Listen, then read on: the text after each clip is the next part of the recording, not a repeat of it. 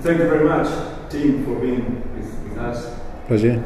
And I would like to start this short interview with a very typical first question. Do you remember the first story you told in front of an audience? Yes, I remember it very well.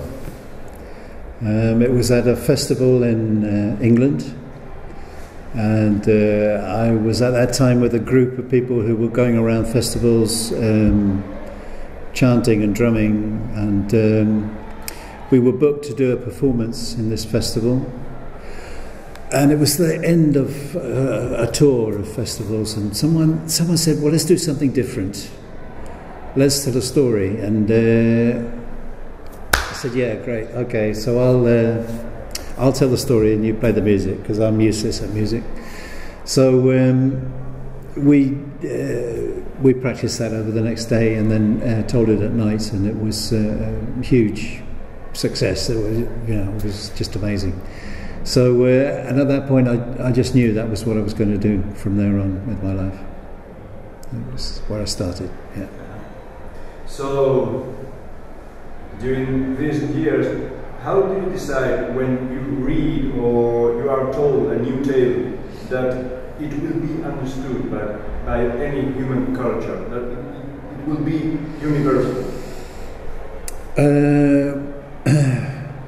Well, the way I choose material is that if I hear or read a story that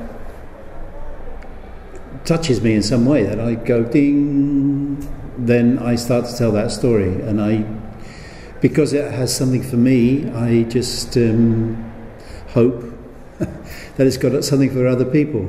So I only tell stories that really make a contact with me, and then I trust that it's going to work for other people.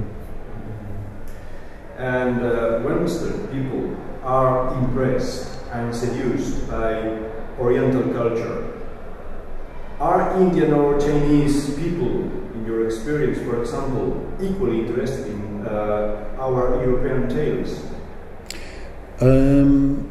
Well, I don't know about China. I have told in India, and certainly the tales that I tell, many of them are from Europe, had plenty of success there.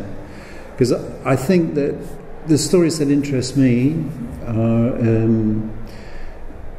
are universal. They talk about the human condition, and all the problems that people face all over the world, problems and challenges, and marvelous things and difficult things that are common to all humanity, I think. So, do you agree with the idea of relating poor or weak oral tradition with urban and industrialized societies? I put these questions because Galicia was very short, not long ago, agriculture and traditional society, and we were very rich in oral tradition. Yeah. But this is going less and less visible.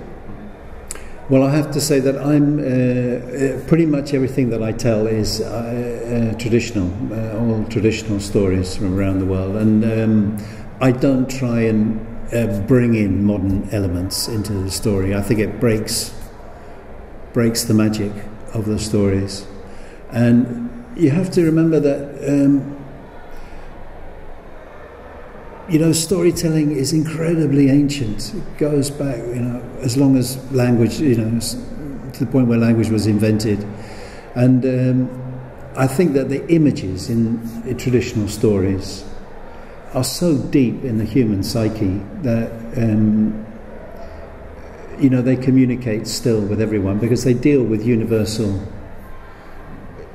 situations in the human condition. And they're not really, I don't know, I just don't bring modern life in, because I like people to travel to somewhere where there's no, away from everyday problems, to a deeper place, if that's possible. So it doesn't mind to live all your life in an urban environment to understand. I don't think so. I don't think so. I think that we have this experience in a kind of genetic level within ourselves, and people can relate exactly to how it was 10,000 years ago. In my humble opinion, the main goal of education is training the kids to achieve a good level of reading comprehension and critical thinking. Do you think that these universal wise tales are a good tool for fulfilling these goals? I think they're a fantastic tool for fulfilling the goals of understanding a little bit about who we are and where we come from and what we're here for. And also, perhaps, as importantly, they're great tools for the imagination, which is more and more important in life, I think. And I think education should be about developing the imagination of children, and that's really the most important thing, because we live in a world that is changing so fast on a technological level that what kids need today is they don't need to learn things, they need how to learn, and they need the most precious tool that they have is their imagination. And so that, to me, is what education should be about, is expanding the imagination and creativity so that they are able to deal with a rapidly changing world. No one knows where it's going. No one has any idea what it's going to be like in even 10 years' time. And so that is the fundamental thing of education, I believe, is to develop the creativity and imagination so that they are able to deal with whatever comes. You have been telling stories for years. Society, as you said, is changing very, very fast. Have you noticed a fewer interest among kids about these stories now that most of them are obsessed with visual technology? Well, it can be a problem to get young people, or even old people, to come to something as simple as storytelling. But the thing is that once they do, they're captured by it, because it is something so ancient and so powerful. And I think we have a danger in society at the moment of, as you say, we're so involved with visual images, that what's happening is that the imagination is being killed off. And as I said just now, I think that's the most important thing for all people, but especially young people now, to have developed, is their imagination and creativity. But to me, it seems that if you have too much visual impact all the time, it doesn't give space for your imagination. And so I think this current obsession with visual forms of entertainment is actually rather dangerous. And it's really important that people have time to just hear and be able to imagine their own images, create their own images, rather than having a filmmaker's idea of what someone or something looks like. So I think storytelling is actually more and more important, with the way that society is going. So you still trust on words? Very much, and I see how it works. I see how that just simple words can capture the imagination. And the great thing is, if you're telling a story,